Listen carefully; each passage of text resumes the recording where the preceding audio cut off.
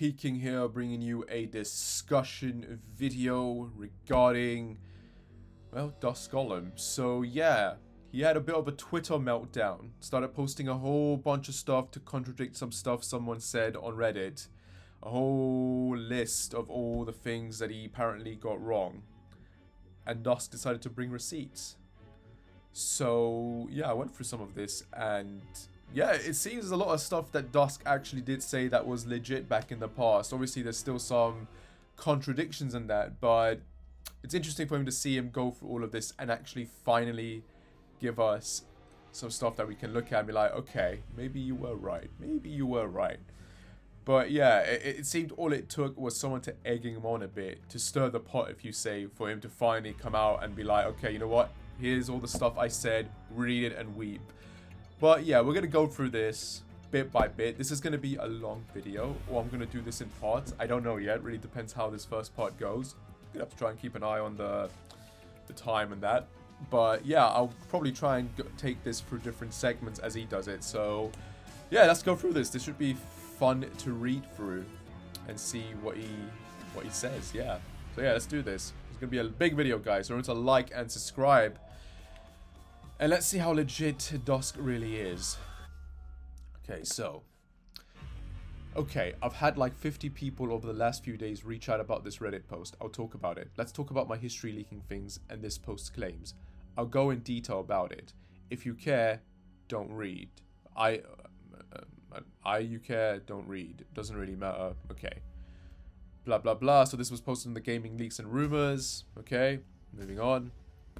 I didn't post any leaks publicly about the base RE7 game. The Carmilla stuff is from this Reddit thread, which was me posting a friend's translation of a Famitsu article. It was never posed as a leak. It wasn't one, and you're going to find this happen over and over again. Things I never claimed or ever posed as leaks being shown, like I presented them like that, but I never did. The first thing I leaked about RE was about Not a Hero. I deleted a lot of my neo-gaff, but there's still this Rely on Horror article that about what I said here. Go to the source, it goes to my post. My claims there was Not a Hero would feature 2 new type of molded, facehugger type molded, get more aggressive in toxic gas, you rescue 3 comrades from 3 Lucas dungeons, yeah, etc, etc. You can read about it here. Not a Hero got delayed because Capcom wanted to rework it way back, why it was delayed from spring to late 2017. I talked at the time also about 2 things I'm right about, 1 thing I'm wrong about, which is here. I talked about how the RE7 DLC was going to be delayed to late fall before it was announced, and talked about the second DLC being PT horror inspired. That is definitely not how that DLC turned out, so I'm wrong there, right? Yes and no, I'm actually not lying or anything. Originally, End of Zoe was going to be directed by Jordan Amara, a person who joined Capcom after Kojima Productions shut down. He pitched a demo for his version of RE8, saying he'd direct a game or he'd leave the company, but his demo pitch only turned to DLC. This happened after RE7 had already been announced, which is why there was the price increase to the Season Pass on PS4, the only place it was pre-orderable at the time, a few weeks after it was announced. Amora wasn't happy his RE8 pitch was turned into just a DLC chapter. So he left the company for Nintendo a bit after RE7 the base game came out, and RE7's director took over the project along with redirecting Not a Hero after it came back in a not great state. End of Zoe was changed a lot. The base idea was more horror focused with weapons, being stuff you could pick up, fist when nothing but meant to be efficient, no guns and a war veteran dealing with PTSD. Obviously that's not the final version. We got Joe Baker Swamp Hermit Punching Simulator, which is a very funny rework of the base idea that is fun. But not what I said. I know I can't convince everyone about my legitimacy there, as the DLC wasn't what I said, but is what happened to the best of my knowledge. So there we move on to RE2. I talked a bit about RE2 and Biohaze back in 2017, a lot of what I posted there. So we're going to go and look at some of his evidence. Let's go through that. RE7 details for Famitsu. So, a big old Famitsu article was posted, and as you can see, Dusk Golem himself posted this article 9 years ago on Reddit. I have a friend who speaks Japanese fluently, who helped loosely translate what the Famitsu article says. All credit to her. Pony as she goes by online. Now, without further ado, the loosely translated details.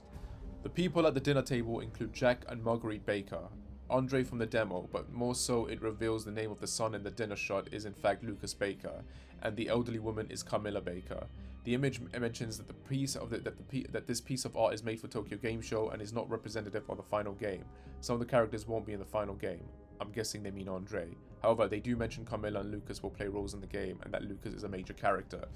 Okay, let's start with, this was sort of half right. Obviously, the grandma was never called Camilla, and Andre was in the game. He was the cameraman, so I don't know if he was originally in that photo. I never saw a photo of this. I don't remember that, unless he's talking about the main photo with the Bakers, but I never saw one with Andre in it, so I don't know. I can't comment on that. This is 9 years ago, so unless someone's got that original Tokyo Game Show photo or whatever, I don't know if it's true. Mia is someone that Ethan is close with. Obviously, that was correct. Videotapes and other methods are used to alter events during the course of the game. Not really. You do use videotapes, yes, but you don't really alter events. There are no hordes of enemies in Resident Evil 7. The enemies are more personalized and stalkish, but can be combated and defeated. Yes and no. Technically, towards the end of the game, you did start fighting hordes of enemies. The lantern gameplay shown off recently is a taste of one of the aspects of RE7. You'll face the enemies in tougher scenarios in the memory sequences, and there will be a number of them through the game. The lantern demo is only a taste of what's to come. Nah, again, not really. Like, it was just a one segment, I think. The lantern, that was with Mia, wasn't it?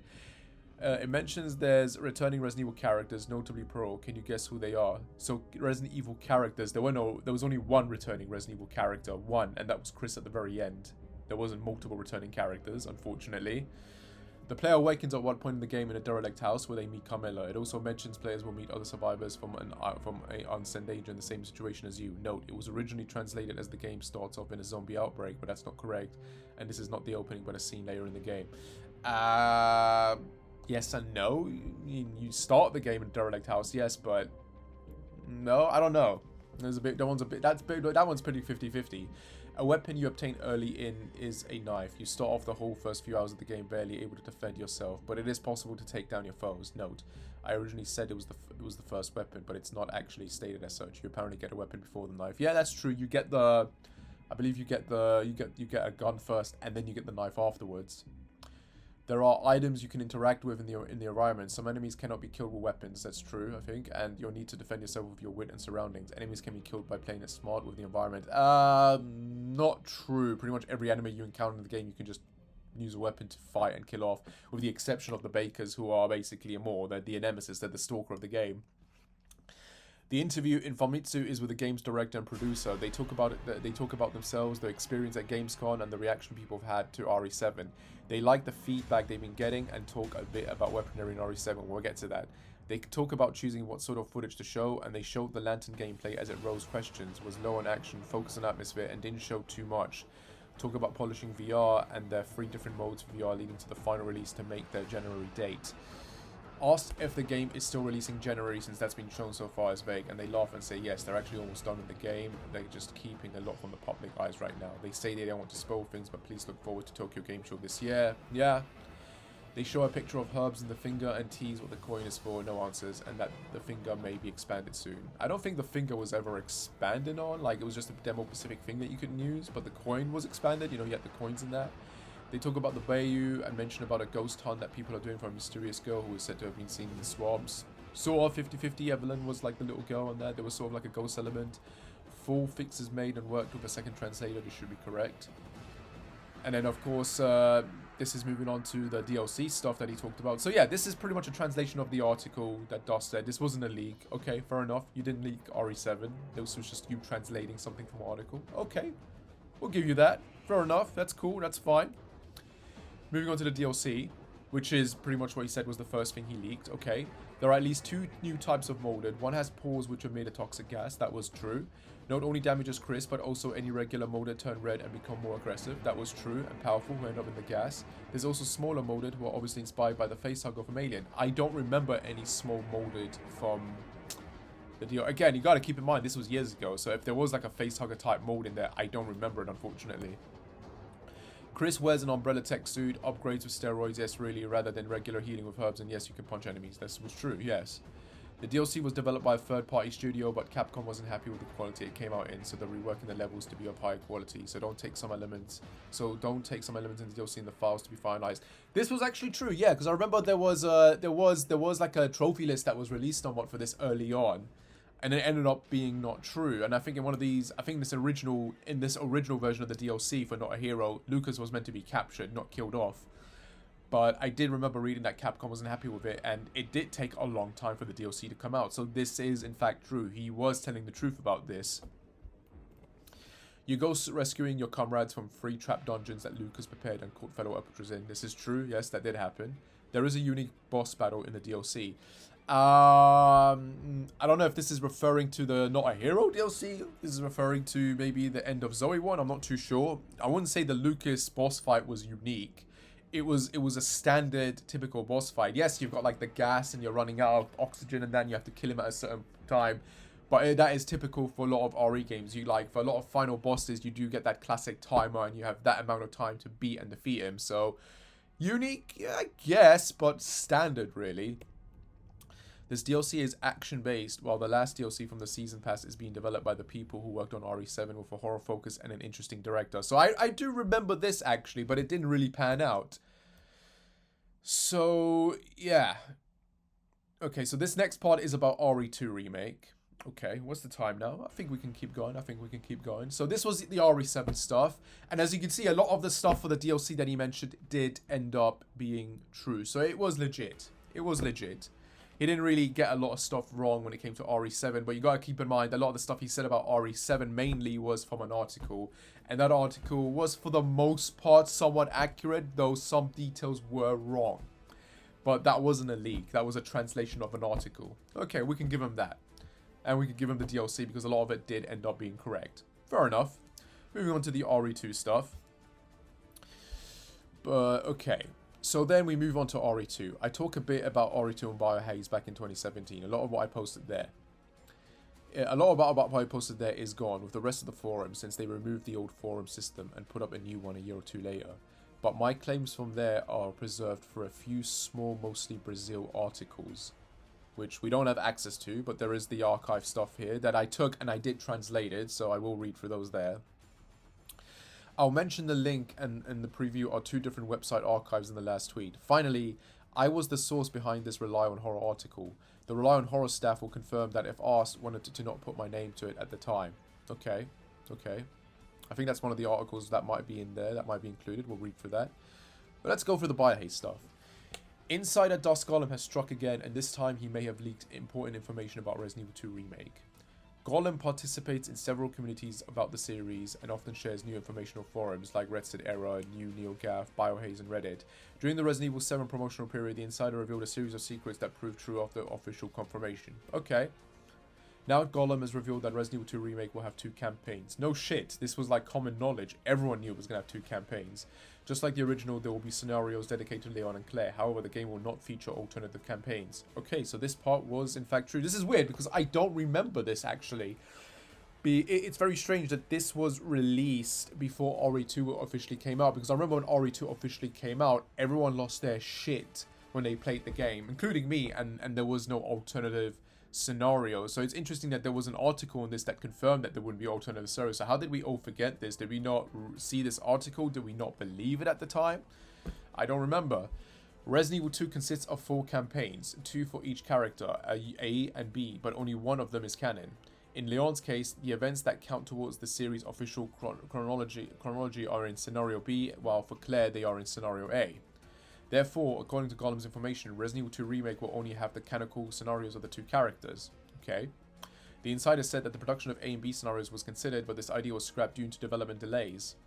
Since the alternative campaigns are secondary and don't count towards the chronology, the developers decided to focus on the main story of the 2 characters. A number of other Resident Evil 2 content will be brought back, however. The insider also let it be known that they still don't know 100% what the game will be like, because the development team simply hasn't decided exactly what will be included. Resident Evil 2 Remake's development is reportedly in a crunch period, which is when the various stages of production fall behind schedule. For now, a series of decisions are being made about what will stay and what will go in Resident Evil 2 Remake. Apparently, there is no set release date for the game. In addition to Leon and Claire's campaigns, Resident Evil 2 features a number of additional modes such as Extreme Battle, the Full Survivor, and the Tofu Survivor. So we didn't have Extreme Battle. We had like a Ghost Survivor mode or something, but the rest was true. Full Survivor came back, Tofu Survivor came back. Another recent rumor suggested that Resident Evil 2 Remake will be a third-person shooter. A preview of the game will only be shown in 2018, probably at E3 via Biohaze. So that was the Biohaze stuff. I'll mention the link between the preview. Okay, finally, I was the source. So then he mentions the Rely on Horror article. Okay, so far he's been correct for the most part.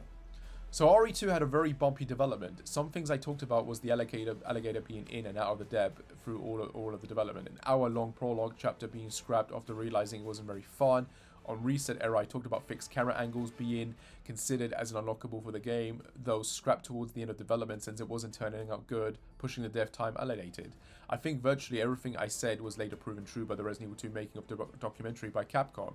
So that is that. The Reddit post claims I was adamant the alligator was going to be cut in the final game, which I don't remember ever saying. I just remember saying the gator was being cut out, then put back in. If they'd like to source me saying that, I'd love to see it. So now he's moving on to RE3. I'm going to go back and read the article for RE2. So this was from Rely on Horror. Source: Resident Evil 2 Remake to be best looking entry to date. Capcom has been playing its cards close to its chest with the Resident Evil 2 Remake, aka Remake 2.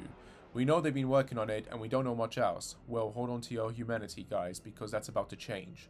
One of Rely on Horror's sources, who's close to the project, has divulged some details. Our source is of the opinion that the game will be revealed at E3 next month, but they don't know this for sure. This is based on their speculation given the targeted release timeframe. As with any rumor or leak, even one we're confident enough to report on, take everything with a grain of salt. Okay? According to our source, the Resident Evil 2 Remake will run on the RE engine, but it's being significantly optimized and upgraded with new tech, including an impressive revamped lighting and shadow system. It's aiming for a solid 30 frames per second at 1080p on a standard PS4 and 60 frames per second at native 4K on a PS4 Pro. The engine loads different resolutions each time you enter a room, so some rooms may not always be native 4K, and assets may be dynamically scaled to keep it easy on the hardware. That said, the game will be the first Resident Evil title designed with 4K resolution in mind, making it the best looking Resident Evil game to date, and it may be able to seriously compete with games like God of War in terms of visuals. Okay. It uses a photogrammetry scanning like RE7 before it, meaning we may get to see a nearly photorealistic Raccoon City. Capcom apparently took note of fans' confusion over RE7's version of Chris though, because a great deal of effort has gone into making the characters look more like their original game counterparts. No word on Leon's hair color yet, but we should get to see every glorious strand in 4K. As for Claire, we've also learned that she will sport a different outfit, obstinately to modernize her very 90s fashion sensibilities while retaining some similarities. The game's perspective has been a point of contention among fans, with some hoping for the classic fixed camera angles from the original to stay intact. With the success of Resident Evil 7, a first-person perspective seemed like a real possibility. Instead, it sounds like Capcom has taken inspiration from the popularity of Resident Evil 4's over-the-shoulder camera. According to our source, the remake has been primarily designed with a camera akin to Resident Evil 4 in mind, but a bit stylized in execution. Whether that means it will still incorporate the classic fixed camera somehow remains to be seen. If they're looking to compromise, we could see fixed camera angles while traversing Raccoon City and an over-the-shoulder perspective when aiming, but that's purely my own speculation. Regardless, the game will keep its horror focus and classic Resident Evil design elements intact according to our source. Okay. Finally, our source says the game's development brought in outside contractors who had worked on the series previously, including people who worked on Resident Evil 2 and 4. It will include campaigns for both Leon and Claire, but the game will overall be much longer than the original with lots of new content and areas. So we've got better than Resident Evil 7 visuals with a Resident Evil 4 inspired perspective while maintaining the classic feel Resident Evil 2. Bring on Mr. X in 4K, I'm ready. And that was that. That was the source for that. Okay, that was the Resident Evil stuff. So let's discuss it. Yeah, he was pretty much accurate on all of this stuff actually. Like the only thing he was wrong about was the crocodile, because he kept saying it was cut in and it was cut out. But he does mention in his post that I just remember saying the gator kept being cut and then put back in. So I think this was just a case of people bringing up the fact that he said this, but not bringing up the fact that he actually did say they put it back in or not. So he was right. He was right on this, I guess. I'm not going to fault him for that. He was right on that. Because when you do watch the documentary, they do mention, and there's a lot in that documentary they do mention that they tried to do the classic camera angles. They even mentioned they were going to do first person. It is mentioned that the game was sort of like the last version of Resident Evil 2, the final version that we got was built within a year. So they did delay it, they did go back, they did change a lot of stuff. And the crocodile, they did mention that they cut out, they put back in, they cut out and they put it back in. So like they cut it out twice and they put it back in twice. So yeah, okay, he was right on that. Fair enough, fair enough. Moving on. So this person's recollection of what I said and how I said about RE3 is actually straight up wrong. So let me just be upfront. I only knew bits and pieces about RE3 in particular. So I don't talk often as a leak of RE3. Sorry, I talk about, first of all, the Reddit post, you know, this the guy posting this, no, he's not like, oh yeah, he said this and that. He said, he's clearly getting this stuff from stuff that we've gotten this stuff from as well. Like, I remember when he posted all this stuff about the subway and that, and like it was going to be like this open world thing, and it didn't pan out. Now Dusk here is going to say that this was again an article that posted this, so we're going to go through this and see whether this is true or not. I talked about how Resident Evil was going to unofficially almost annually for the next few years was going to unofficially almost see English writing for this, man. Jesus Christ, learn how to write properly, you moron. I talked about how Resident Evil was going to unofficially almost annual for the next few years. He's talking about how Resident Evil was going to be annual, like re-releasing every year, every 2 years, and that for the next few years back in 2019, when that wasn't obvious, was after the year delay between RE7 and RE2, and before RE4 anything else would be announced. The series will be kind of unofficially almost annual for the next few years, although of course as game development goes anything could be delayed. For example, RE8 got a bit delayed, and I can say to you now that you shouldn't expect it until next gen is on the table. What is on the table is RE3 Remake, but RE3 Remake is not what a lot of people are probably going to expect. It's not being made by the same team that made RE2 Remake. In fact, it's not even being internally developed by Capcom Division of 100. Who is developing it is very interesting, but for okay. I talked about RE2 before. I said that RE3 is not what people were going to expect, and that it was not developed by the RE2 team or led internally at Capcom Division 100, and that it would be coming a lot sooner than people were expecting, which I talked a few times back, which I'll try to link to, as Capcom was claiming in 2019 that RE3 was waiting on RE2 to do well to be made, where I already knew at the time it was in late stages of development. I think the first time I talked about RE3 being in development was in this thread in November 2018, that RE3 and RE8 were already well in development at the time. The interesting dev comment was about M2, since they're a new external studio composed of several old Capcom employees alongside new talent.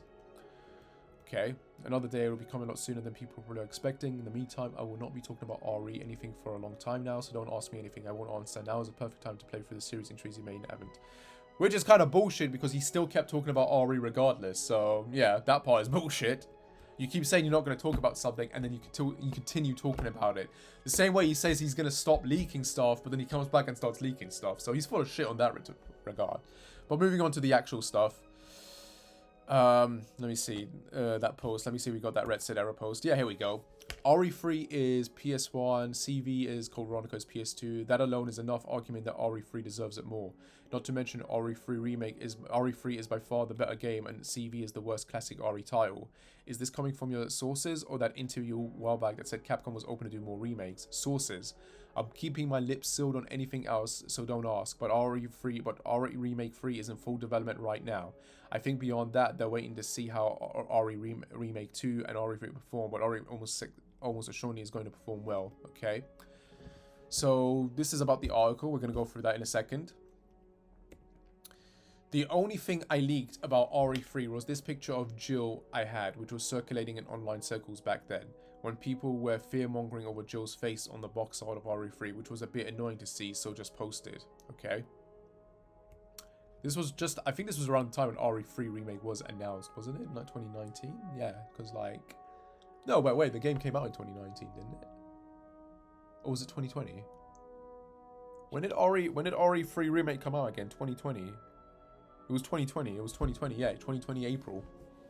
Yeah, the game was announced in December around that time, and it leaked as well. Yeah, there was a leak, and we knew it was coming.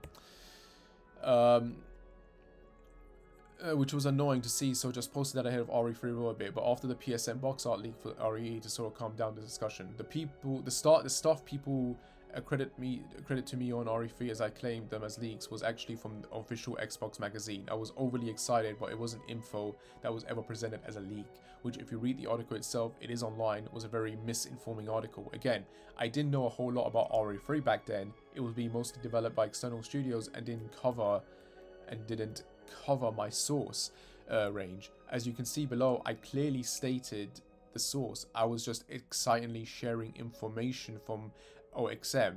Joan uses the subway system to move around different areas of the city and mistook the puzzle as a way to set waypoints to parts of the city. I never phrased this as a leak of any kind because it wasn't. Was I overly excited and had my own interpretation? Yes, I'm a dork. Was the article full of misinformation? Yes, it was. Did I ever frame this as a leak? No, I didn't at any point. Okay, so let's go through that article then. So XOM, the official Xbox magazine. So a new issue of Xbox magazine came out as a meaty 9-10 page article on RE3. It actually has a lot of details, so I thought I'd summarize them here. Heads up, some of these details are laced with spoilers, so if you want to go in as blind as possible, you probably shouldn't read this. But here's a new RE3 details. It is confirmed that Nemesis is the first monster in Resident Evil history to break the safe room rule. If he's chasing you, he can break into safe rooms. Update. This was said in the magazine, but there's been a clarification made to Games Radar that this was a misunderstanding and was not a safe room. So already you've got him updating saying this article actually got something wrong or something. I don't know. The devs kind of used Mr. X as a way to gather some feedback on a Nemesis, though their goal all along was to make a Nemesis a more terrifying and tense foe than Mr. X in nearly every way. There's some unexpected environmental pauses to be had in RE3, like the classic red explosive barrel. Do you use it immediately on some zombies right now, or save it for later to be able to use it as a mighty blow against a Nemesis? A Nemesis, the first time you drop him after a major story moment, can drop rare items for you to pick up on from when you down him, like the classic, yeah. The dodge mechanic has some context-sensitive actions Joe can do if you pull off a perfect dodge against specific types of attacks. One example is Joe does a unique animation if you perfect dodge one of a Nemesis tentacles. There are certain areas the game is kinda and will give excuse why Nemi can't follow and give you a breather, but one of the main goals of the remake was to make him a rather consistent threat. Not always chasing you, but the possibility he could chase you stays true. So clearly it was kind of bullshit with the article. They've designed a Nemesis AI with actually not being relentless. If he's always chasing you, that'd get tiring fast. His AI works to dynamically sort the direction he moves and give the player breathing room as well. Capcom have worked a lot on AI for this title in general, talking about making monsters react more to the environment and situations and how they can work together separately. They even talk about how they've made the zombies behave differently, whether they're alone or there's several zombies around and they're in a group.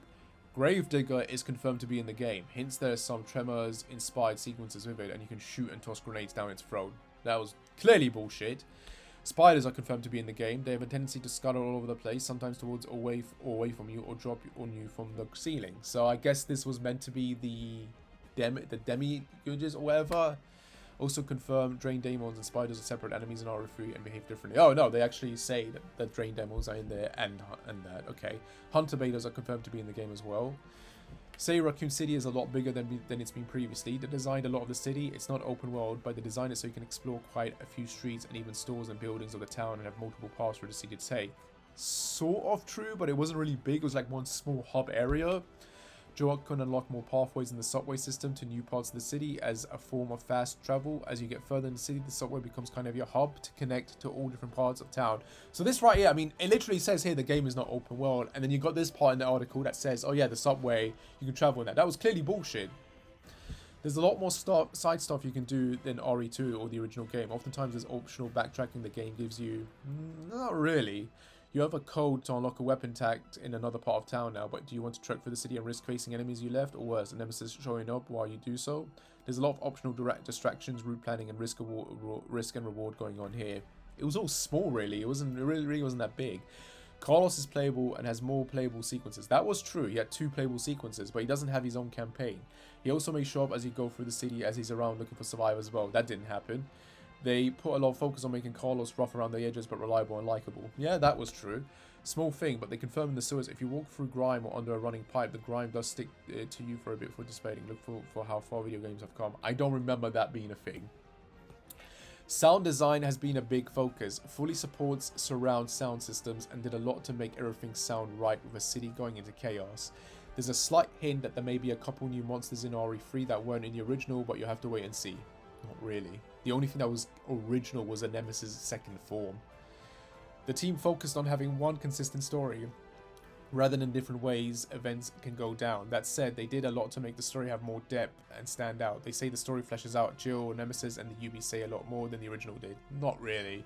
This is a classic story of Jill versus the Nemesis, and both of them have history and reason to be struggling against one another that'll be more fully explored. Hint, we'll dive a lot more into Jill's character and the Nemesis as a monster. Not really. They hope people will be fully satisfied with what they've done and added to the story.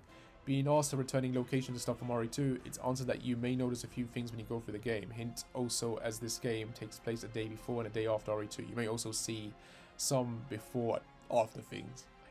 I guess, maybe, I don't know.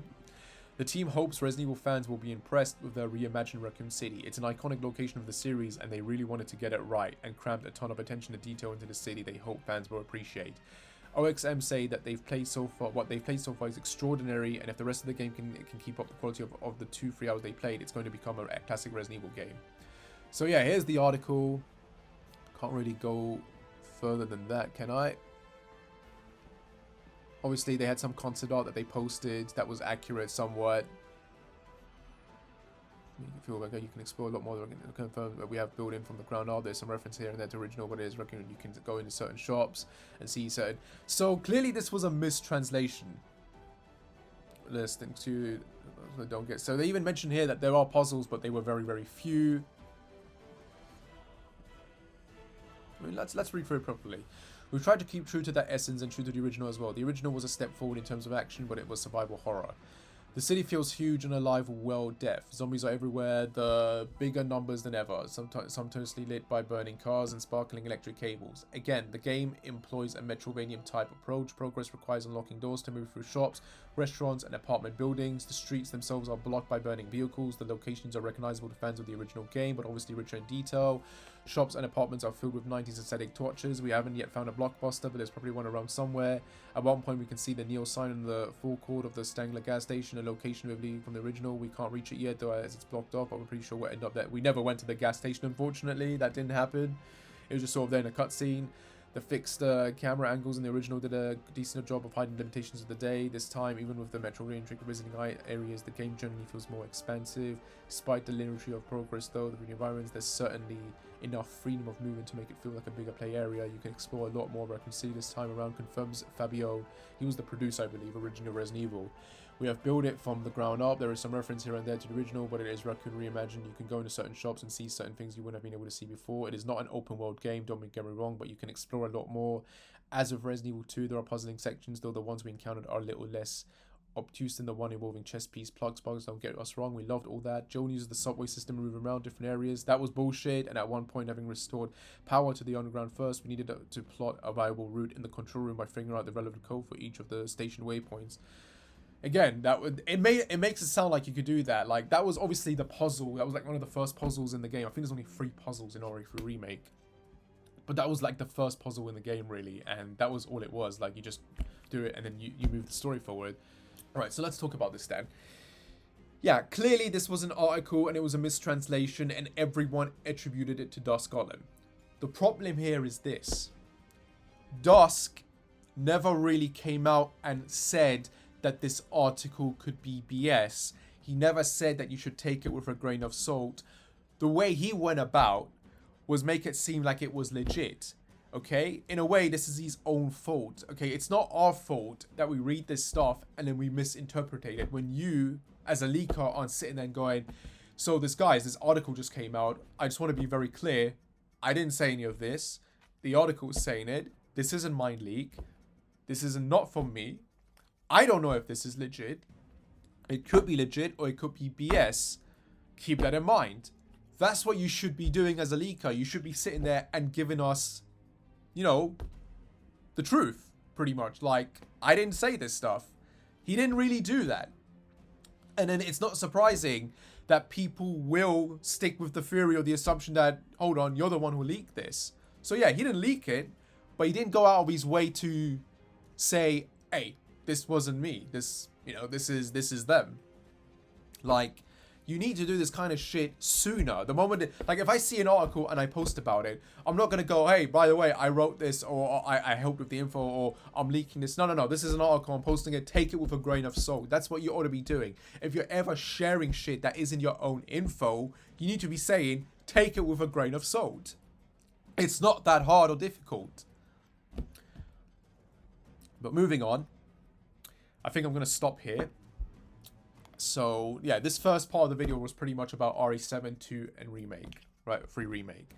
So, yeah, the first part of RE7 was an article that he talked about. It wasn't a leak. Fair enough. A lot of mistranslations in that article, but most of it panned out. But it wasn't from Das Golem. A lot of the stuff he said for the DLC was in fact true. Okay, fair enough. He got a lot of the stuff for the DLC correct. Fine. RE2 Remake. Yeah, he got a lot of stuff for that correct as well. He was the first one to say that, yeah, we're getting 2 campaigns and that's all it's going to be. There's not going to be a scenario B. He got that fact right. And he did actually... Well, to be fair, I don't remember him saying that the crocodile was put back in. I fairly remember him saying it was cut out. Okay, I don't remember ever seeing another reply from him saying, oh yeah, the crocodile's back in there. So... But... He got the rest of it wrong. 50-50. So far, he's 50-50. He's got a lot of stuff right. He's got a lot of stuff wrong. Resident Evil 3 Remake. That was an article. That wasn't really him. But he didn't really go out of his way to dismiss it. You know what I mean? That's the point I'm trying to say. Like, you should have been saying from day one that this is perhaps bullshit and you take it with a grain of salt. It's not your own info. That's how you need to be reacting 24/7 on stuff like this. You can't just post it and then like, oh my god, this is exciting. Yeah, like this is gonna be true. It's like no, like be real for realistic, for example, you know. But yeah, so far he seems to be right on the money here. But yeah, we're gonna be moving on to RE8, where we know a lot of the problems came from here. So yeah, I'm gonna pause it here, guys. This is gonna be the first part of this video. Then we're going to move to the RE8 stuff. So remember to like and subscribe, guys. Remember to like and subscribe. Because this is the point where it seems that it gets a bit off when it comes to the info here. Because there's a lot of contradictions starting here now, if I remember correctly, with RE8 and Revelations 3. And whatever goes on here. So yeah. It's going to be a long one. Take care and bye, guys. Take care and bye. And see you in part 2.